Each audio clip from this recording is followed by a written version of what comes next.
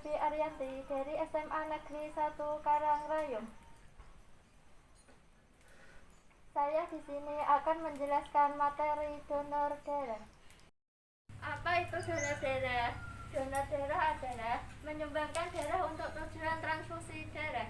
Sedangkan transfusi darah adalah proses pemindahan darah dari seseorang yang sehat dan memenuhi persyaratan ke orang yang membutuhkan.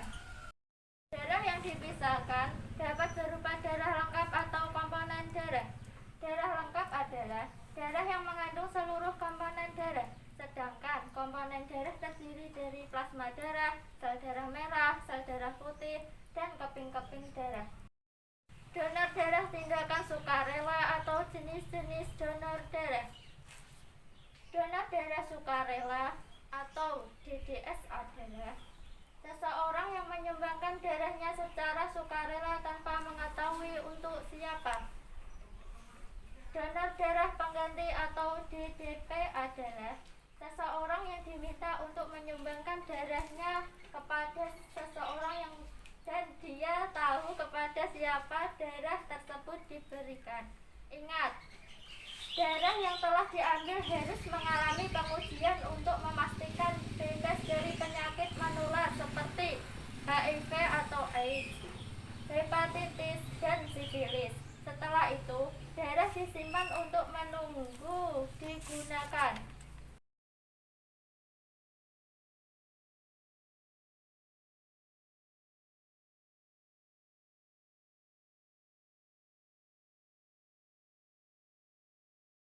Transfusi darah adalah upaya pelayanan kesehatan berupa pemberian darah atau komponen darah kepada pasien untuk tujuan penyembuhan penyakit dan pemulihan kesehatan. Manfaat transfusi darah diantaranya meningkatkan kadar Hb atau hemoglobin pada keadaan anemia, mengganti darah yang hilang karena pendarahan, misalnya pendarahan saat melahirkan, mengganti kehilangan plasma darah, misalnya pada luka bakar, mencegah dan mengatasi pendarahan karena kekurangan atau kelainan komponen darah, misalnya pada penderita talasemia. Apakah resikonya? Resiko transfusi darah diantaranya demam, menggigil, infeksi, alergi, gatal, kemerahan di kulit, kelebihan cairan, sesak nafas, sakit kepala, cemas, gelisah, penyakit graft versus host, penyakit transfusi lambat antara 24 sampai 2 minggu setelah transfusi darah.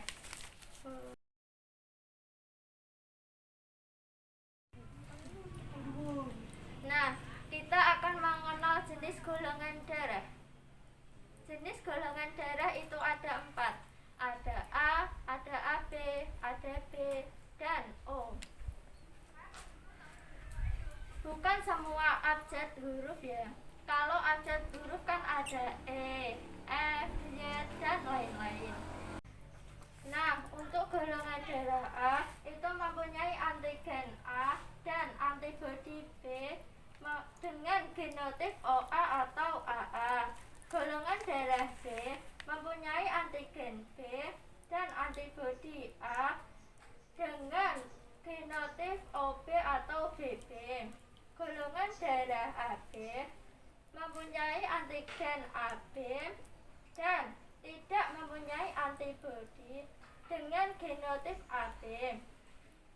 Golongan darah O mempunyai antigen O dan antibodi B dan A dengan genotip OO.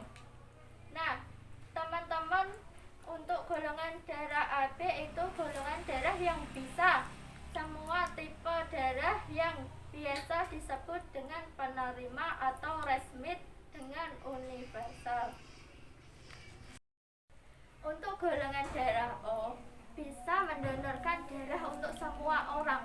Teman-teman tahu nggak sih apa itu resus positif dan resus negatif?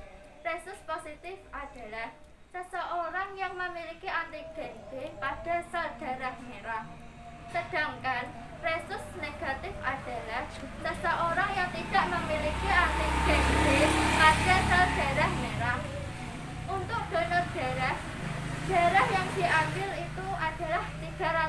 cc.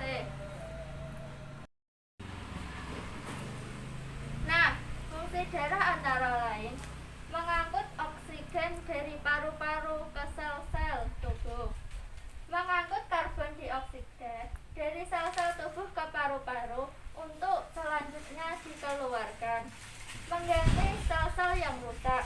Jika seseorang mengalami kecelakaan atau sakit yang menyebabkan kekurangan darah, jiwanya bisa terancam dan perlu transfusi darah.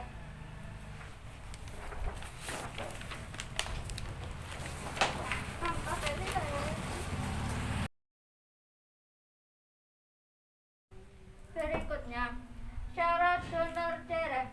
Usia 17 sampai 60 tahun. Berat badan minimal 45 kg. Kadar hemoglobin minimal 12,5%. Sehat jasmani dan rohani. Tidak menderita penyakit berisiko tinggi seperti HIV, AIDS, dan lain-lain. Tekanan darah sistolik 100 sampai 180 dan diastolik 50 sampai 100. Ayo, Mas. Komponen dalam darah. Sebelum komponen dalam darah itu ada darah lengkap. Darah lengkap adalah darah yang mengandung seluruh komponen darah. Komponen dalam darah ada 4: plasma darah, sel darah merah, sel darah putih, dan keping darah. Itu semua ada fungsinya masing-masing. Untuk plasma darah berfungsi untuk mengangkut limbah, membantu keseimbangan cairan tubuh, membantu proses pembekuan. Fungsi sel darah merah. Fungsi sel darah merah itu membawa oksigen ke paru-paru. Fungsi sel darah putih untuk sistem kekebalan tubuh kita. Dan fungsi keping darah sebagai peran penting dalam proses pembentukan darah saat tubuh terluka.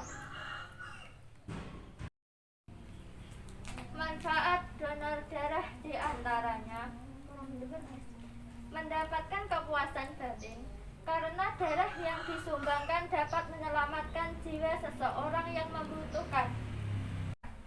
Kesehatan menjadi terpantau karena kondisi kesehatan kita diperiksa secara teratur, membuat tubuh semakin sehat karena dengan mendonorkan darah tubuh akan memperbaiki darah yang baru. Dapat bergabung dengan organisasi PMI untuk menambah relasi atau teman dan beberapa kegiatan kemanusiaan lainnya. Meningkatkan jumlah DBS akan meningkat nilai-nilai kesetiakawanan dan kepedulian sosial. Donor darah. 1. Calon donor datang ke UTD atau unit transfusi darah PMI. 2. Calon donor mengisi formulir donor darah yang berisi identitas dan riwayat kesehatan. 3. Petugas memeriksa kesehatan calon donor sesuai syarat yang telah ditentukan. 4. Asisten transfusi darah atau ATD yang terampil dan berpengalaman akan mengambil darah calon donor sehingga berlangsung secara cepat dan aman. 5. Calon donor mendapatkan kartu tanda anggota donor darah. Kartu tersebut sebagai bukti bahwa pemilik telah mendonorkan darah. Peran PMR Wira. Anggota PMR Wira yang telah memenuhi syarat segera menjadi DDS dan juga mengajak orang sekitar. Menyelenggarakan kegiatan donor darah di sekolah secara rutin. Hubungi UTD terdekat.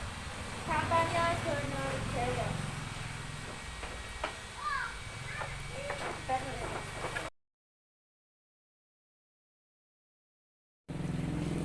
Kenapa harus membayar? Karena uang yang dikeluarkan pengganti pengolahan darah. Biaya pengganti pengolahan darah atau BPPD adalah semua biaya yang digunakan dalam proses menghasilkan darah transfusi atau komponen darah yang aman sesuai standar, dalam jumlah cukup dan tersedia setiap saat dibutuhkan, yang diperhitungkan secara rasional dan nirlaba. Daftar biaya pengganti pengolahan darah atau BPPD dan tindakannya. Darah biasa biayanya Rp360.000. Biaya pengganti pengolahan darah untuk produk plasma konvalesen adalah Rp2.250.000 per kantong.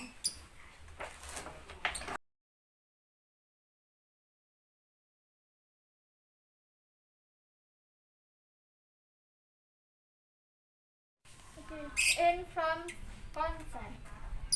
Informed consent adalah penyampaian informasi dari dokter atau perawat kepada pasien sebelum suatu tindakan medis dilakukan.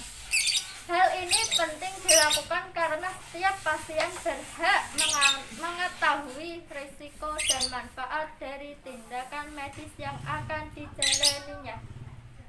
Hampir semua orang pernah sakit dan membutuhkan tindakan medis atau pengobatan tertentu. Misalnya, pembedahan atau operasi. Namun, sebelum tindakan medis dilakukan, dokter akan menjelaskan terlebih dahulu seputar langkah-langkah, manfaat, risiko, dan tindakan medis tersebut. Mengapa informed consent penting? Dengan adanya informed consent yang jelas dan baik, pasien akan memahami segala manfaat dan risiko, serta tujuan pengobatan yang akan diberikan dokter, termasuk tingkat keberhasilan tindakan atau terapi di klinik, puskesmas, atau rumah sakit. Informed consent biasanya akan diminta dalam suatu formulir atau lembar surat tertulis yang mencakup identitas pasien dan dokter. 2. Nama penyakit atau informasi mengenai diagnosis atau kondisi medis pasien. 3. Jenis prosedur pemeriksaan atau pengobatan yang direkomendasikan atau dilakukan oleh dokter. 4. Resiko dan manfaat dari tindakan medis yang akan dilakukan. 5. Resiko dan manfaat alternatif tindakan, termasuk jika tidak memilih prosedur tersebut. 6. Perkiraan biaya tindakan medis dan pengobatan. 7. Harapan kesembuhan atau tingkat keberhasilan tindakan atau terapi. Setelah pasien membaca dan menyetujui informed consent, artinya pasien tersebut menerima semua informasi tentang pilihan, prosedur, dan pengobatan yang akan diberikan oleh dokter, memahami informasi yang diberikan, dan memiliki kesempatan untuk mengajukan pertanyaan, memutuskan apakah akan menjalani langkah penanganan yang direkomendasikan atau menolak tindakan tersebut. Kapan informed consent diberikan?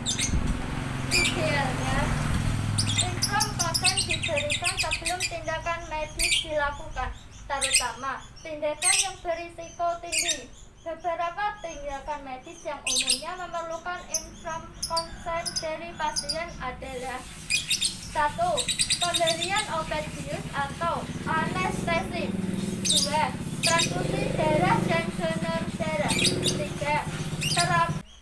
Terapi radiasi atau radioterapi dan kemoterapi.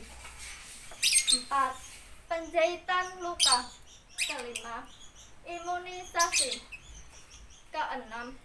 Pemeriksaan medis kejiwaan. 7.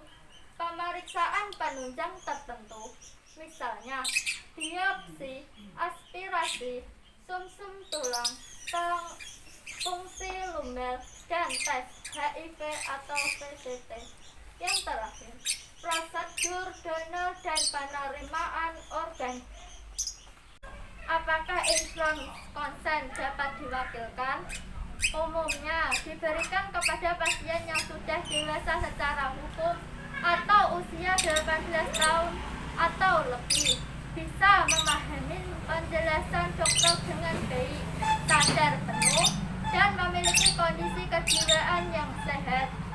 Jika dianggap tidak dapat memutuskan informed consent, pasien bisa diwakili. Beberapa kondisi ketika informed consent dapat diwakilkan: pasien di bawah umur dan kondisi yang tidak memungkinkan.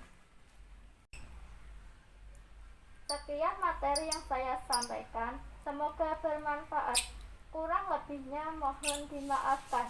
Wassalamualaikum warahmatullahi wabarakatuh.